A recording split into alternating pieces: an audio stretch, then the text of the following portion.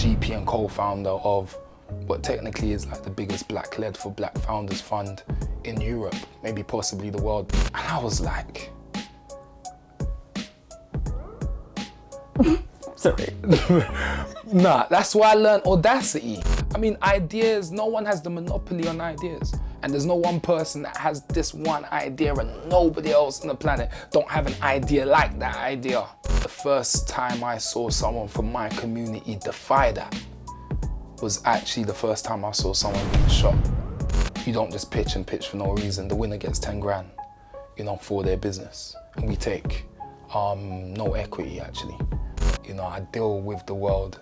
I'm as entitled as an old, rich, straight white man.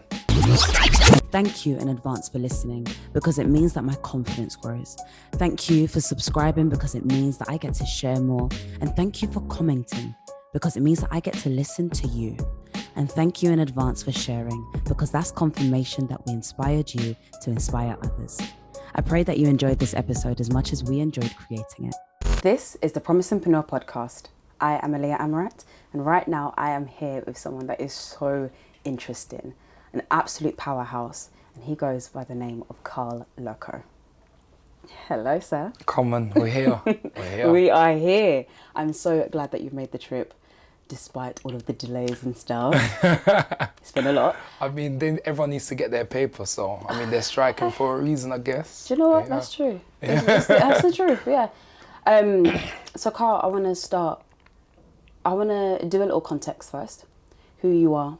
Yeah.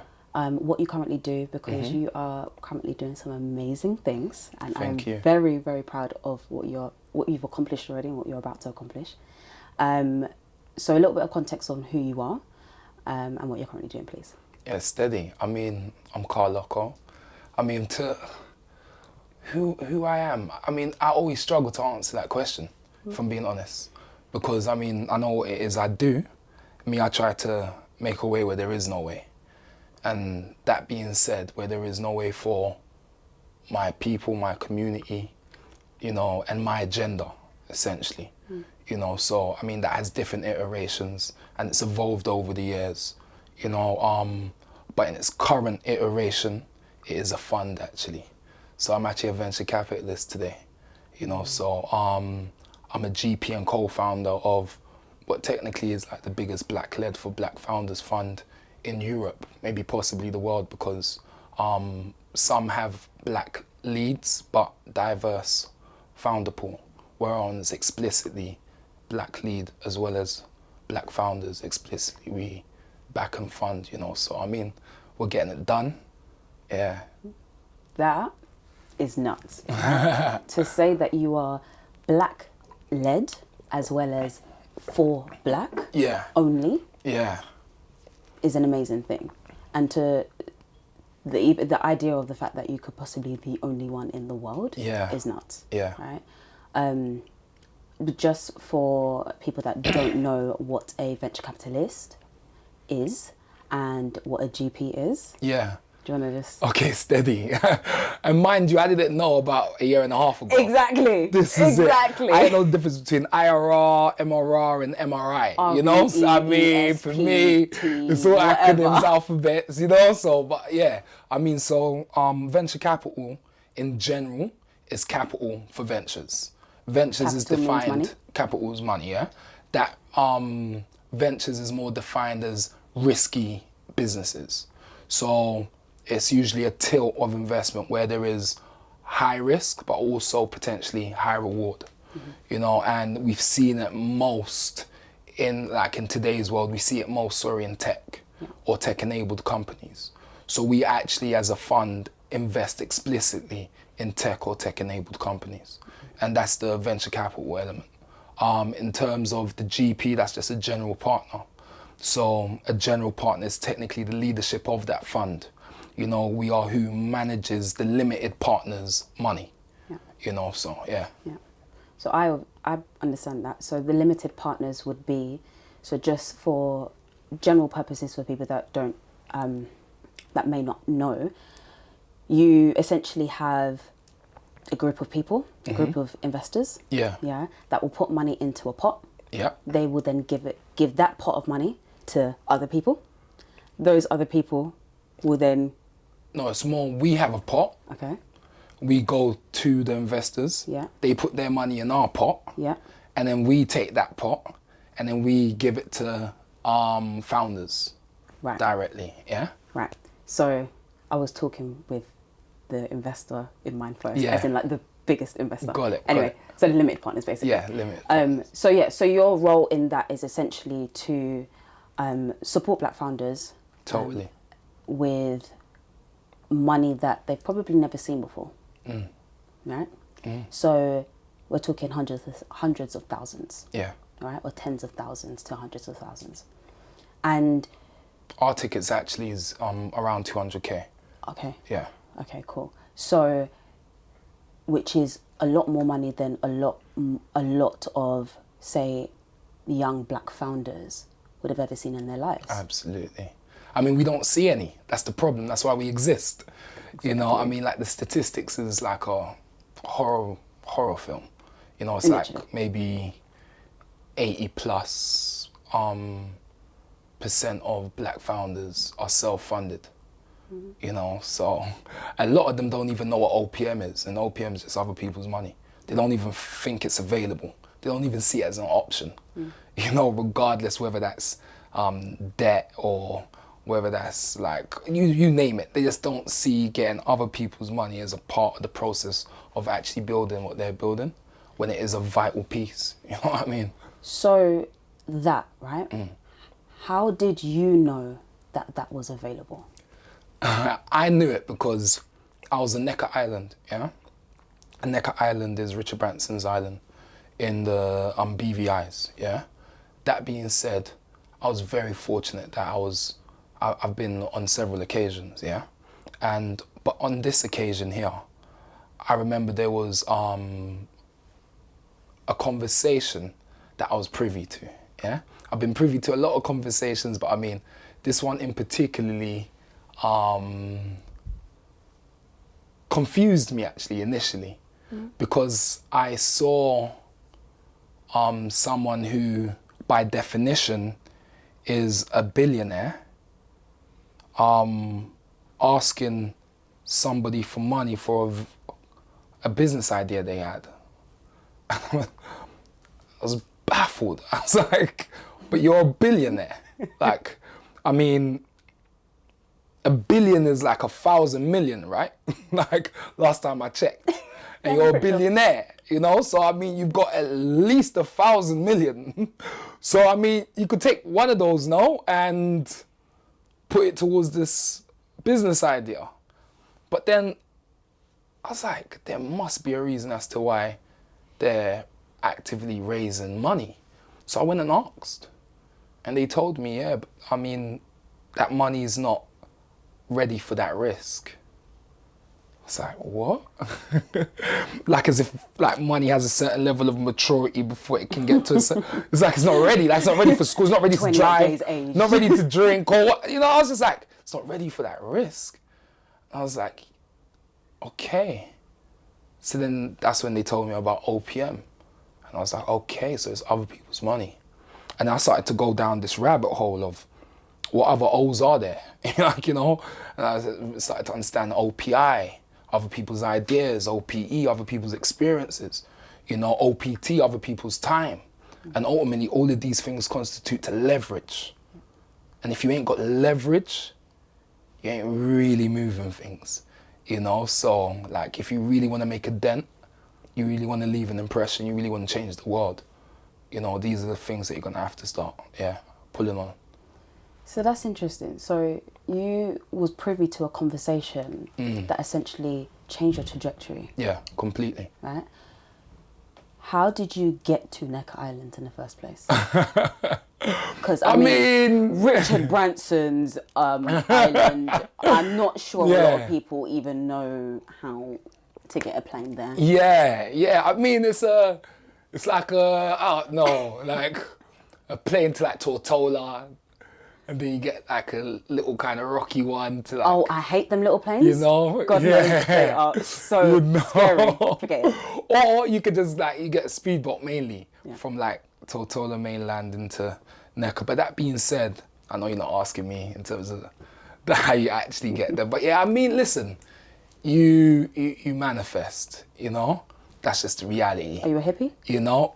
Do you know what? It depends on your definition. Because you said that earlier, you was like, not in the hippie sense. Yeah, not in a hippie sense. So you know, what do you mean by manifest?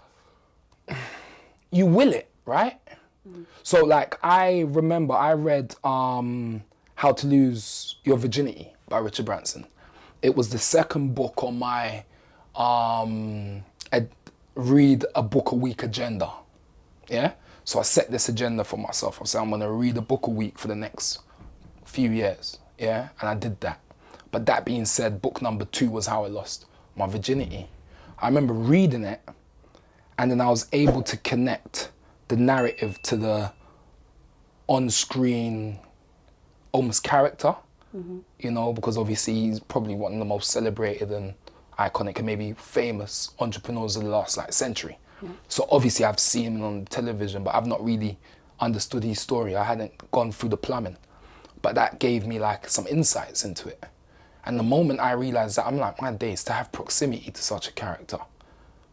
I mean, if you are around elephants, you know, even the crumbs from, you know, their meal is gonna feed the ants, you know? So for me, I was just like, proximity is power, you know? So at that moment, I just started kind of generating, you know? When I say generating, I mean just willing it, putting it out there. You know, I wasn't burning nothing, you know? It's not that sort of, but I'm just you know what I mean? But I was just kind of yeah, I would love to meet that person. And it kind of turned to, I will meet that person. And I'll meet other people like that, and we're gonna, you know, change the world and do cool things together. You know what I mean? Yeah. And I literally just kept on putting that out there, and then one thing led to the next, and then, yeah, it happened, you know? So you started, from humble beginnings, right? Your story is obviously everywhere, right? Yeah. So I'm not going to go into that side because I want to definitely focus on the practical things that you've done to get to where you are today, right? But you've essentially come from the life of gangs. Yeah. Yeah. Being a ex-gang leader into church, right?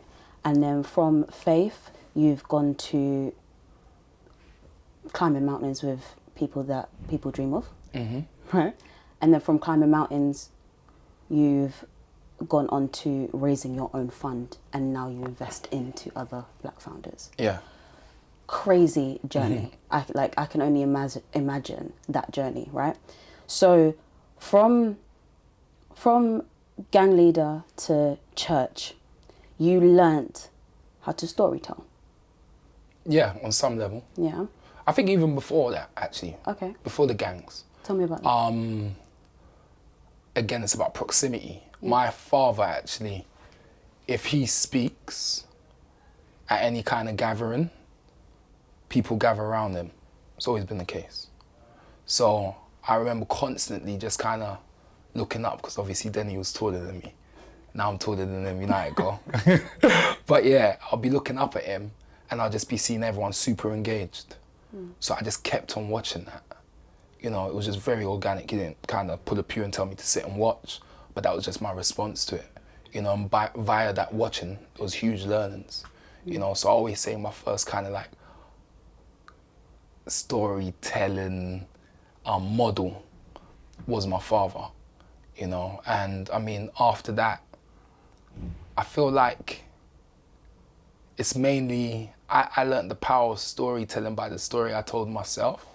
So even in terms of gangsterism, and when I understood that that was now my ambition to occupy that space, you know, and to be a player, and not just a player, but to be at the top of that league there, I told myself a story in order to get into that space, in order to get into that headspace, you know? And then to get into that headspace was one thing, but then I knew it was also something I couldn't do alone. So then I had to be able to convey that message to others around me, you know, and tell them that story, you know? And then, yeah, as time goes on, so what was you learn to tell a story. what was the story that you told yourself? And essentially that was one of the questions that I said that I was going to ask you. Who was it that you had to become to be the leader that you are today, right? So what story did you tell yourself to become that leader? Yeah, I ain't never scared. Literally. I ain't never scared. Like, I used to, because I was terrified. You know, like, that's just reality. You know, there was a lot of happenings where I grew up, a lot of it. Yeah, I just told myself constantly, I ain't scared. I'm fearless. And I was petrified. But I mean, I just kept on saying it, and then each time I started to work ways around this thing we call fear. You know, I'm like, all right, cool. Today I tried to go under it. That didn't work. Tomorrow I tried to go over it. All right, crap, that didn't work. You know, this time around I'm gonna go around the left, and then, crap, around the right. And then I just realized one day I got over it. I was like, oh crap, I've got over this thing. You know, and I just kept on practicing that. But yeah, the story I told myself is that I ain't ever scared. That's powerful, because everyone is always scared. They're always scared of something, right? And as you said, you willed it. You willed that narrative, and that essentially is what propelled you to a position of lead. All these, I mean, back then definitely, but then still continuing that journey. And I actually said, I was doing a talk, I think last year, and I was in a room full of like older women, probably like mid-40s to 50s.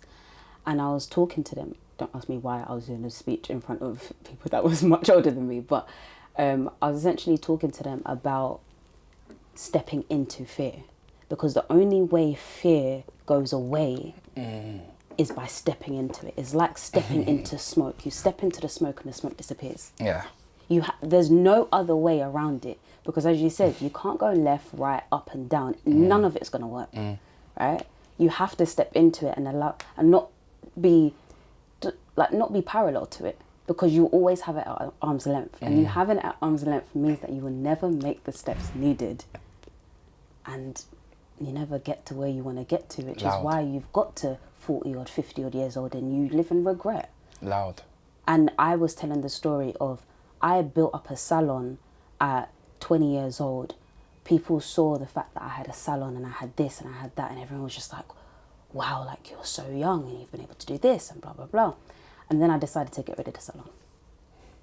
And I actually lied to the people around me why I got rid of it, when in actual fact, my feeling was I failed at it. But I was scared to tell people that truth because I thought they would see me differently. Got it. And then eventually I turned around and was just like, I'm going to step into the fear of telling my authentic truth. I failed at my business relationship. I failed with that partner. Our relationship broke down, which meant everything broke down. Yeah, absolutely. Do you know what I mean? Yeah. But I had to step into that to then because then I stepped into it and then essentially built another business based on that authentic truth. I was able to start coaching people and talking about coming out of fear and how to come out of that based on me telling my truth, which is nuts. Yeah. Like, you just No, go but it full makes circle, perfect innit? sense, actually. It makes perfect sense, because obviously the fact that it was a problem for you, you could identify that it's a problem for others, and if you solve a problem, you're in business. You know what I mean? Simple. So makes sense, a lot of sense. You know, you said that your first teachings of storytelling was from your father. Yeah. What childhood things, other than you being able to watch your father speak and people gravitate towards him, other than that, you said earlier when off camera that that you always knew that you wanted to be an influencer. Yeah. And when we say influencer, meaning somebody of influence, somebody people are going to listen to. Yeah. Right? What happened in your childhood that made you want to be an influencer? Was there a point, and I'm going to put this out there, was there a point where you felt like you didn't have influence and you wanted it? Yeah, while you know went it. for it? You know it. You know it. But they say it's absence that make the heart fonder. Yeah. And I know, obviously, we look at it in one dimension, but it works in many ways. Yeah, absolutely. It was just feelings of powerlessness. You know, so influence is the ability to exert, whether it's like a direction, you know? And in my situation, I just felt powerless. You know, there's a complete theme of powerlessness, you know. What was the situation? So it's kind of like a normal story where we're from, but yeah, I mean, son of illegal immigrants. My parents ain't got papers. You know, they all got into the country via like a Mo Farah situation that's been highlighted recently. And so the aim is to be seen and not heard. So there's a certain way you tread when you know you're not meant to be there. Mm-hmm. You know, so that in itself, again, remember, proximity is learning, proximity is power. So I learned that, not just the powerlessness because of an inability to change that situation, but also having to present something that was seen and not heard, you know? So also present an invisibility, you know? So that being said, the first time I saw someone from my community defy that was actually the first time I saw someone being shot, you know, because the character that discharged the firearm did it so brazenly, yeah, with such audacity, ended up discharging the firearm, running back to where me and my friends were playing goal to goal, took off his jumper, put it on one of the makeshift goalposts, took a brick from the wall, which was dislodged, put the firearm there, put the brick back, and then told me to pass him the ball. Played footy with me till the police came. When the police came, he flagged the police like, hey officers. They came up the slope. Literally, they asked him, did you see? He's like, yeah, I saw everything that happened, and the guys ran that way. And then our little hands in chorus, we all went, yeah, that way. And I just remember him, and then the police were like, thanks, and ran in that direction. And then as they ran in that direction, I saw him carry on playing footy with us, yeah? And then when he sensed that it was clear enough, he was like, yeah, safe. Spotted us all and just cut. And I was like... Sorry. Nah, that's why I learned Audacity. You know? Like, that is Audacity. That is like, finest. You know? Like, I mean, you just can't... Like, You can't make that up. You can't make that up. But what I was determined to do was bottle that up.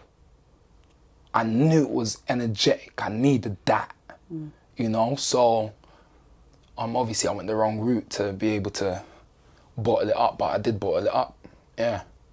And just like, that audacity came, and obviously brutality as well to on some level is an antidote for feelings of powerlessness, you know, again, so kind of served in that overarching kind of like theme. But yeah, no, it was just the absence of power, absence to be able to kind of like have personal agency, you know. I just wanted that, you know, and also being able to help those that I admire. Like, I mean, I had a burgundy book, you know, I had the hallowed British passport, you know, but my direct family didn't, you know. So, and I had no ability to be able to give it to them, you know, so I just wanted ability. You know, I wanted to be able to help, you know. So as time goes on, it gets informed differently as to what help looks like. But overall, money answereth all things. Yeah. Would you say that's probably what stemmed you wanting to be a venture capital? Yeah, capitalist? Absolutely. Such a childhood, essentially a trauma, that has now propelled you into different things. It's crazy. It's mad. But that's life, you know what I mean? Exactly. that is exactly what life is. So you've gone from the world of madness. This is just the world of madness, to, but also a lot of people's norms. Yeah, absolutely. I mean, the world's mad in general, so you know. Really, we're gonna get there. But in terms of you being a creative, right? You are a creative at heart. Yeah. Right.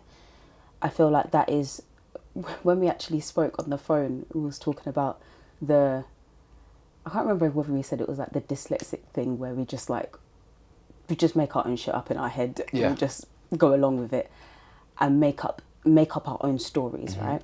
So making up your own story to get to the island with Richard Branson, right?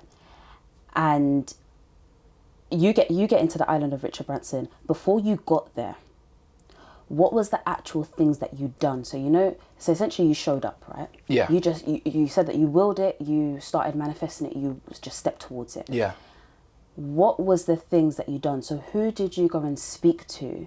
Because essentially your immediate circle was just your gang members, right? Yeah. Your boys. From that circle, where did you go to a networking event? Did you go to where did you go? Yeah, I was too far removed from. I mean, like, I wasn't nowhere near as polished as I am today. Basically, there was no way I was putting up into any event. There's no respectable establishment would have let me in anyway. So that being said, it's funny because I didn't explicitly go after certain things. Okay. So I feel like that explicit kind of like pursuit of a thing causes that thing to elude you. Because essentially you're chasing it. Because you're chasing it. So I see a lot of what I kind of like pictures I might have in my heart, it is created but as a byproduct. Okay. Yeah. So overall, when I kind of like, so let's part that.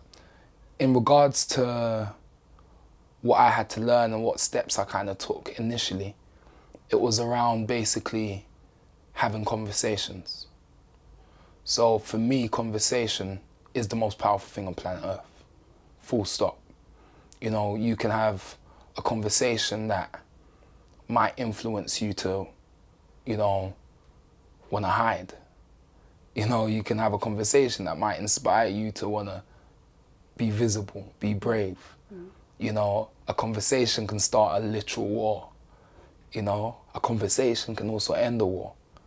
Like a conversation can save someone that maybe wanted to take their own life. A conversation can also inspire someone or motivate someone to take another person's life. So conversation for me is the most powerful thing. And that being said, I knew I had to have the right conversations that's going to bring about the information I need to be able to realize my ambitions. But ultimately, I'm from the block, so there's no one else that, like, the conversation, these are block conversations, in a block reality. So I knew that the only way I could speak to these people was through books, ultimately.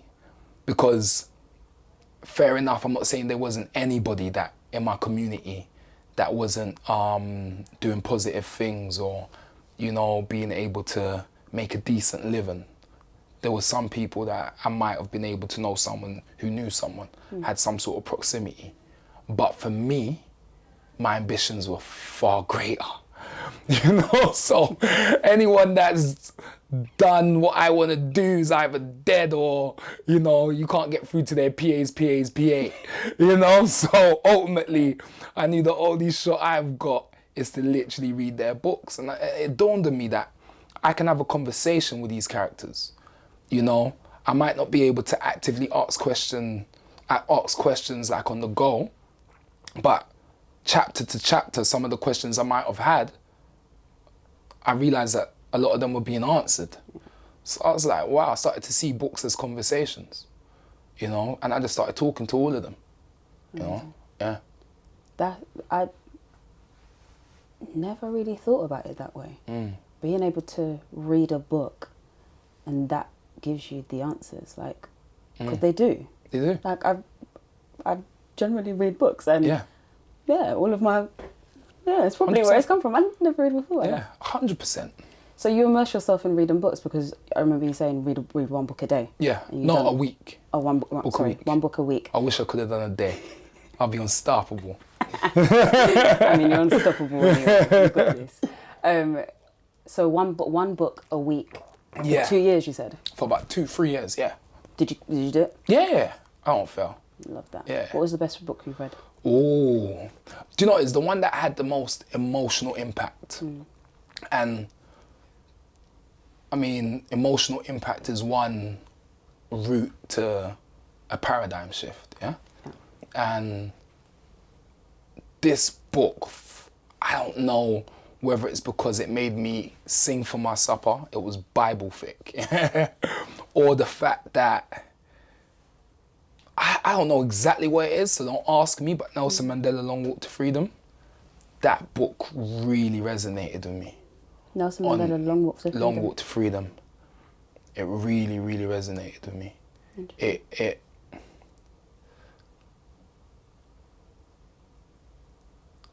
I think it gave me the secret sauce. I think it was via that book, and obviously the Bible as well for me. Both bits of literature highlight love. And I started to see love as power. And power is ability. Influence is also an ability to change a thing. So it was connected. And somehow I knew if I walked in love, it's gonna have a helpful byproduct. And yeah, that book really brought that home for me. You know, so yeah. So what, I haven't actually read that book, so I'm gonna put that on my list. I'll get stuck in. It is Bible thick, be warned. I mean, one thing that I do you know what? I was actually going to say this in another podcast and I kind of forgot. But one thing that, because I was going to say I suffer. I don't suffer. I find it a little bit difficult to stay engaged in words without kind of skipping words or jumping to the next line or getting kind of lost. So what I do, kind of like a hack, is I will get the audiobook, I'll listen to it and read it. I'll get the physical and the audio, listen to it and follow along with the words. Steady. Does even wonders. if you do away with the physical book, I mean, as long as it's just... It's the information. You know what I mean? Steady. Yeah. Whether it's the eye channel, the ear channel, all channels. You know what I mean? So, as I said, you're a creative at heart. Give me, or give the creatives that listen to this podcast, 3 things to do, because obviously you are now a venture capitalist. You now take the responsibility to support other people in raising funds, essentially, right? What would you say would be the steps for people to take if they are looking for other people's money? OPM, the pursuit of OPM. If you're enjoying this podcast so far, this is only going to annoy you if you're a hater. Click subscribe, click follow, and drop a quick comment. And if you've done all of those already, then send me a 5-star review, because honestly, it's the only way we survive on the internet. Thank you. Understand what sort of money your company needs, and then go for basically the arbiters of that money, you know? So essentially, someone might come to me like, oh yeah, no, I got this idea. We're gonna make chairs and we're gonna sell them at markets across the country. That could be a viable business, you know, but that isn't venture backable. And I have VC money. I make an investment with the mind that this investment, if it goes right, will be able to pay for the entire portfolio, you know? So the scalability of it has to be, you know, there, you know? So if you are doing physical locations like markets and a physical product like chairs, you know, and it's not tech enabled, then its scalability is questionable. So then it won't be for me, but it might be for someone else. So first identify what money your business actually needs, you know. Then, like anything, find out where they are. You know, like that is, it sounds super basic, but again, like I tell everybody, my game is common sense. Like all day long. Like I'll be like, all right, cool. So let's find out where they are. All right, cool. Find out where they are, and then understand after you find out where they are. Yeah, which is, I mean, this is like a discovery exercise. You know, that can be, I mean, today we could do it via your phone. You know what I mean? There's nothing that deep dive into like YouTube videos and, you know, some Google searches. It's gonna bring up everything you need, and you can get quite like abreast with it in like a day or two. You know, so that's number 2. Number 3, once you found out where they are, identify, you know, what they respond to. You know, see what actually gets them going. Ultimately, because you might go to them and tell them you're passionate about your product, but they're passionate about the returns your product can potentially bring, and you're telling them all about the product. I mean, there's a disconnect. You know what I mean? So you have to find out what tickles their fancy ultimately, and then see what elements of your own product or whatever it is that you're trying to create and bring into the world, like how that's going to serve also their ambitions, so that you can align and partner. You know, so yeah, that would be the 3 points for OPM essentially. And if there is a 4th, I mean, technically I can't say going for other people's money and not talk about being able to tell your story effectively. Like, it is storytelling. What about storytelling so important? Storytelling ultimately is a transference, right? So even throughout the ages, history was transferred via storytelling. Information was transferred. I remember I spent 6 weeks in Australia doing a tour over there, and I spent some time with a community in Jabiru, the Northern Territory, because I didn't want to go to Australia and then not see Australians, you know, like, go figure, but hey, you know, so anyway, I remember them telling me stories that they were told in order for them to be able to navigate their land via the stars, you know, and it's super starlit. I've never seen a sky like that till this day, you know, but I mean, it was stories that transfer that information. So stories ultimately is transference.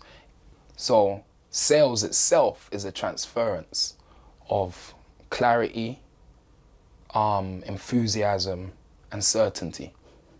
If you can transfer those 3 things, you've got to sell. It's done. Yeah. Did you get that from Jordan Belfort? You know it. Trust me. All day long. All day. All day long. Listen, Wolf of Wall Street. 100%. One of my best films. Do you know what it is? He gave the language for it. Yes, he did. But I knew the concept Same. of it from before. Same. But he provided the language. And I was like, oh, eureka. Yeah. All it is certainty, Exactly. clarity, and enthusiasm. Yeah. Once someone else feels that from you, they're involved. Yeah. You know, whatever you're selling. Yeah. Yeah. Yeah.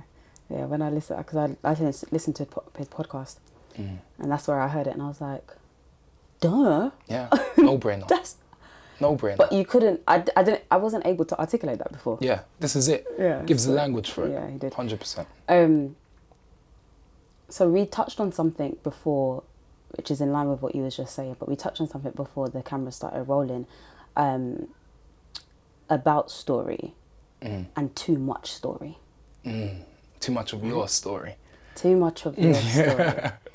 What was the line that I said? I said, Well, if you overshare, it can scare.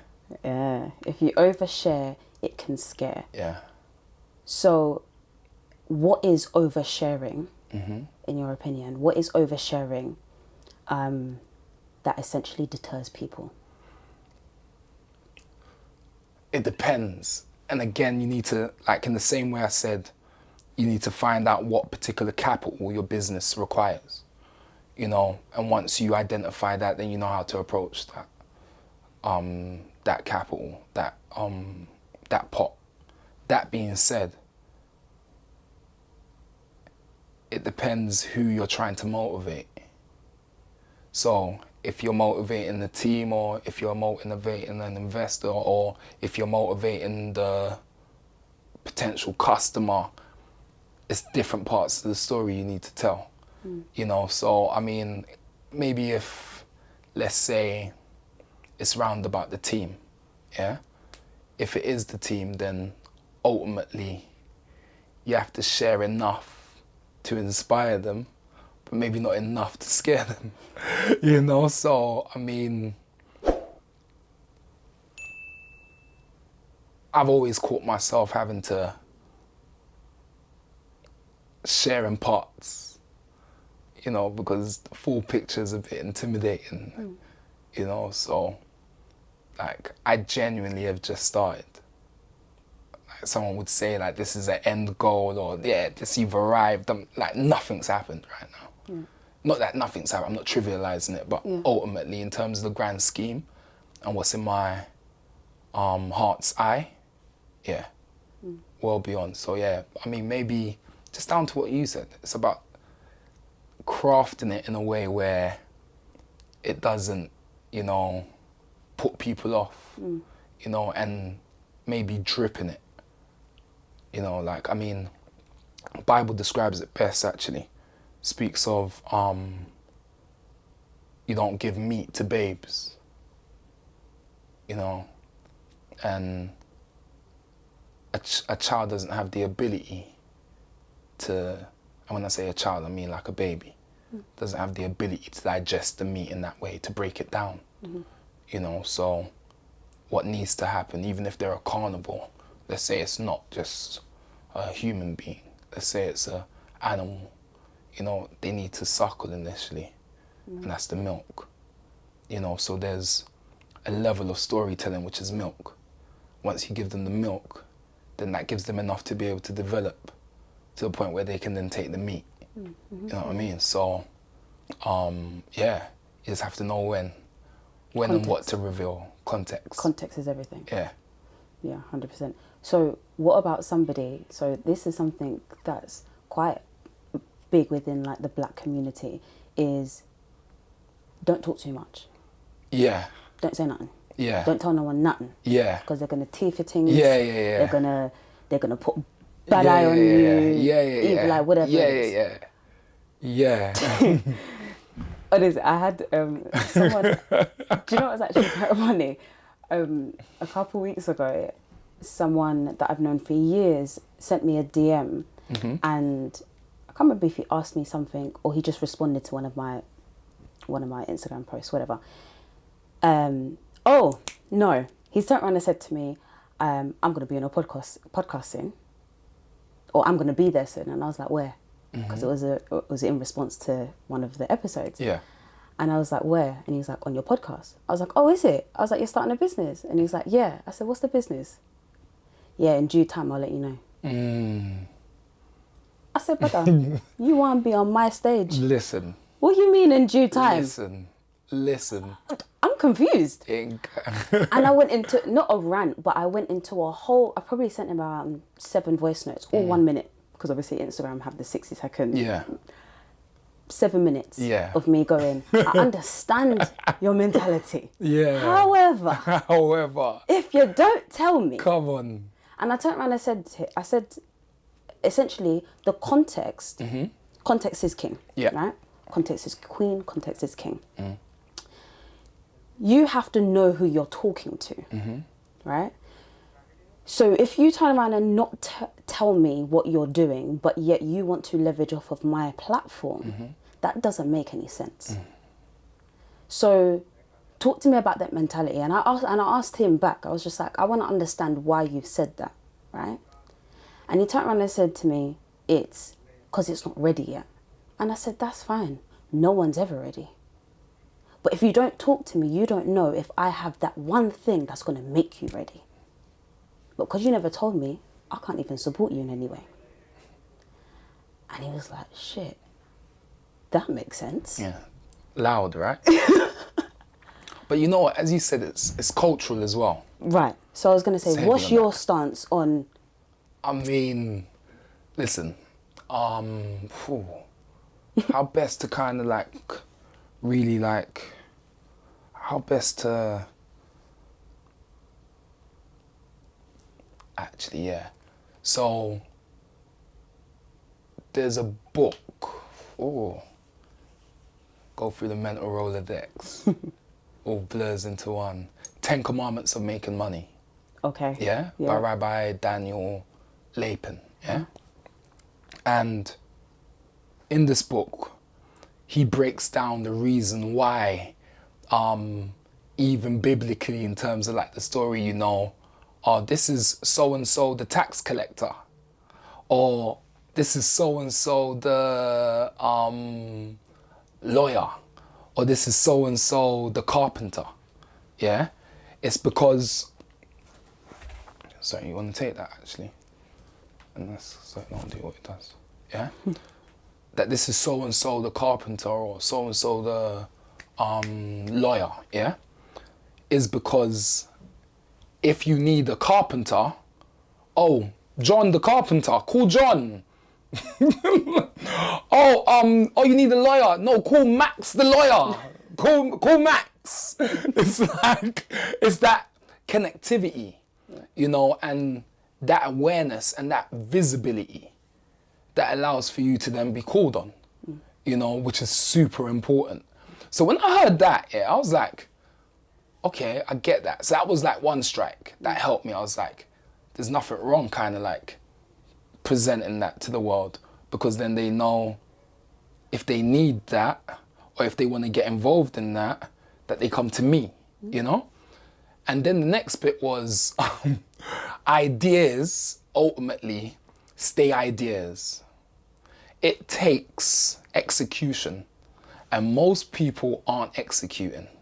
You can have my idea, take it all day long, like take the idea. Cause you ain't gonna be me. To bring this into fruition, yeah, and to bring it into the world in the way that I have planned, like, I mean...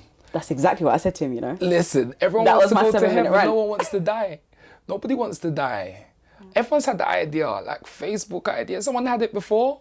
Like everyone's had every idea. I mean, ideas, no one has the monopoly on ideas. And there's no one person that has this one idea and nobody else on the planet don't have an idea like that idea at some point. How many times have we said, oh, you know, I had that idea, and you see it come to be? It's because having the idea, I mean, that's not even step 0. You know what I mean? So if you're sharing your idea with me, like, and I'm like, all right, cool, I'm gonna take this idea. The idea is not it's not necessarily the most valuable thing. The most valuable thing is you ultimately, you know, what you're willing to do and how you see that coming into like realization. So yeah. Big facts. That's just like... Yeah. And then plus, like, for me, like, Duppy kind of know who to frighten anyway. So it's like, I don't like to move timid in certain regards, because usually the thing that you fear is the thing that comes upon you. You know, so I'm like, if I'm constantly thinking that everyone's gonna come and steal my things, then people gonna steal my things. That's my kind of thought, you know. So for me, I just try to be a bit easy on that front. And obviously I've come from African culture, you know, where like there is a huge emphasis on that. And especially in African church culture, bloody heck, there's nothing more like don't tell nobody nothing, you know, like that. It's just like, it's like, you have to keep everything under wraps. And then it's like, don't get me wrong, it serves its place. You know, there is a time for confidentiality. There is a time for all of these things. But yeah, now we take it overboard, man. You know, God bless us, but we're dramatic. You know? Yeah, honestly. Do you know what? I could carry on this conversation so much, but I wanna wrap it up a little bit, and I wanna talk or ask you, how, if somebody wanted to be a part of what you're doing, or even get that 200 grand? Yeah. If they're a black tech founder, Yeah. what do they do? What is the process? What's the steps? Yeah, I mean, like, ultimately, to be a part of what we're doing, it's going to sound a bit corny, but the reality is we are showing the world that there isn't one group that has the monopoly on entrepreneurship, in a nutshell. You know, so the reason why we haven't seen these kind of like mammoth companies coming from, let's say, black entrepreneurial wombs is because we haven't received no funding, essentially, you know? So we've been excluded from the entrepreneurial ecosystem. That being said, we exist to include, you know, so anything you're technically doing that is moving that agenda, whether it's yourself being a founder and kind of like demonstrating that, or whether it's simply like kind of reposting whatever is kind of like information out there and kind of like flagging that and saying that that is wrong, that is unethical, you know, or whether it's that like you want to like explicitly reach out and say, listen, I got insights or skills in this regard and I want to kind of lend that to you guys in this way, or you feel like you've got your skin in the game and you're like, you know what, I will be a insane addition to you lot's team, you know, because we aim to start up and scale up, and quite aggressively at that, you know, so hiring is a thing, you know, so I mean there's many ways that someone can help, you know, but ultimately if you're already doing it, and there's so many in the space that are getting it done, you know, there's people that have been trying to fight this fight well before we came up on the scene, you know, so I mean that's the way that in terms of moving the overall agenda and the Black Seed agenda. But in terms of if you're a founder, you want to explicitly come and receive investment from us, obviously all you have to do is make us aware, you know, and that usually exists by as simple as like an email with your pitch deck. You know, the bare minimum is a pitch deck, you know, so even if you don't have a pitch deck, we got these community events that we put on. You know, we got our Brixton Startup Weekend and Lions Den, which is a weekend and a pitch event. And the Lions Den is a spin-off from Dragon's Den, and the incorrect spellings because it's named after my son actually. You know, so for me it's all about future casting. Yeah, but that being said, you don't just pitch and pitch for no reason. The winner gets 10 grand, you know, for their business, and we take no equity actually. You know, that's just to give it to them to see what they can do and get cracking. Do you support them on that process? In terms of After getting giving them... yeah, I mean, they're locked into the community. They won't get the same support our portfolio companies get because we have a duty to them. Of course. You know, we are mutually aligned in terms of financial participation, so we are incentivized, you know, to put our best foot forward with them. You know, but ultimately we want everyone to win. You know, but I mean, like, yeah, I mean, there's events, so there's other people, but I mean, a pitch deck at the bare minimum. You kind of get that over to us. And I mean, you could find our email via our website or via our Instagram handles, or, you know, coming down to an event or whatever it is. We'll but put it in the description as well. Yeah, for sure. In terms of, so I want to talk about your, the pitch weekend, yeah, Lions Den. What kind of person what kind of business can the person have? Like, could it be a creative business, or like, what's the criteria? Yeah, I mean, as long as it is get my words, as long as it's a tech company or tech enabled. Yeah. Tech enabled can be, I mean, Gymshark is tech enabled. Yeah. It's gym apparel essentially, you know. However, they retail online you know, so tech-enabled company, you know what I mean? So, I mean, in this day and age, you know, everything is tech-enabled to a degree. Or can be. Oh, can be, yeah. So, I mean, as long as there's some digitization to it, you know. But yeah, I mean, the aim is that it has to be scalable. That is our, you know, that's the Scalable to bag. what? So with the startup weekend, actually, do you know what, I'm lying actually, but I'm maybe oversharing, but I'm gonna do it anyway. Yeah, because it's an overshare that might inspire. So we're actually reflecting what we're doing in London and Greater Manchester also. Amazing. So we've got 2,400 square foot in London, Brixton Village, office spaces, free for our portfolio companies to use. But then in terms of like just founders that want to come and work from there, it will be on a subscription or hot desking situation. We have the exact same thing in Manchester, 2,400 square foot there too. But we're doing also a Lions Den over there. But with the Lions Den over there, it won't have to be tech enabled. It's just business in general, you know, so that's the, but I mean, ultimately in terms of Black Seed, like again, if they win the Lions Den in the North and it weren't a tech enabled company, then there's no way they're going to be able to be part of our actual portfolio and receive our venture capital. Of course. You know, so yeah, but yeah. Yeah, of course. Perfect. Well, there is opportunities there. It's coming. To say the least. It's coming. It's coming. It's there. Yeah. Sweet. It's arrived. More's coming. More's coming. More, exactly. More's on the way. More. That's the only thing I will say. More's on the way. Yeah. For sure, for sure. I just got warmed up. They should have never let me in. Oh. Yeah. I love Yeah. that. I love that. That was a bar and a half. If Dwayne was here, we'd be doing that.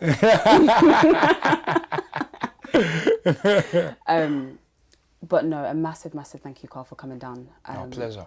And just being open with me. You know, sweet. I did say to you there may be some tears. I didn't get you to the tears this time. However, I might get you there next time. Say less, and there will be a next time. You know, you call, I come. It's cool. I love that. I appreciate that. And also, shout out to Cyril. Yeah, because steady. Who is your business partner at Black Seed as well, because he has also, I'm going to use Stephen Bartlett's words of silent PR. Me and Cyril hadn't even spoken too tough. Yeah. But he was able to connect me with someone that is within the space that I'm in, and also another female entrepreneur that I can essentially look up to and have as a mentor. Come on. Me and Cyril didn't even speak, and he was able to make that connection, and he did that. And I would put that definitely down to my silent PR, so shout out to myself as well. Yeah, come on, steady. But that's what it is, man. Yeah. Listen, we're here, and it is a collective effort. Definitely. It is a collective effort. Because ain't no one doing it by themselves. I mean, we got a whole announcement, and then we just didn't want to make it look like, oh, look at us, we bootstrapped it, we're so clever, we've got this done, we've pulled it off. Because ultimately, this is a collective effort. Yeah. You know, it's a move of all of us that is, we have a moment right now, a glory moment, where it may be encapsulated within Black Seed at the moment, but ultimately there was a hell of work that went before, you know, and if we just help each other, and especially I move like an old rich white man, that's my thing every single day. You know, I deal with the world, I'm as entitled as an old rich straight white man, you know, so ultimately like they do 3-way deals, 4-way deals, 5-way deals, and you see us want some, like, that's long. One-way deal. You know what I mean? Everyone's on this like, one-way deal. I want the whole grape when we could have a bit of the watermelon, you know what I mean? It's going to do a lot more, like. Yeah. So yeah, listen, let's just share, let's just move. Let's get it together. Massively appreciate you. Oh. Thank you for coming down. Just a wrap up, I mean, regardless of what adversity, regardless of aggrandizing, right? Like, that is my word. Regardless of your current or past circumstances, you can always be great. Agreed. You can still be great. Agreed. And that is what you present. And I just massively admire you and appreciate the journey that you've gone onto. Being able to be the person that paves the way. Even though it's a collective effort, it's also your influence that paves the way. right? And yeah, I think that that's definitely what I've taken from this conversation, is the fact that regardless on what comes, what way, number one, read a book a week. Or listen to the audio. Or listen to the You audio know? and follow along. Yeah. And number two, aggrandizing, regardless of what situation you've come from and what your current situation is, you always and can still be great. Yeah. So just get it done. Steady. Appreciate you. Come on, Thanks. we're here for it. You was just listening to the Promisingpreneur podcast. I am Aahliyah Amerat, and thank you so much for listening all the way through. Don't forget to click subscribe and share to at least one person, because that's the only thing that's going to fuel us to carry on.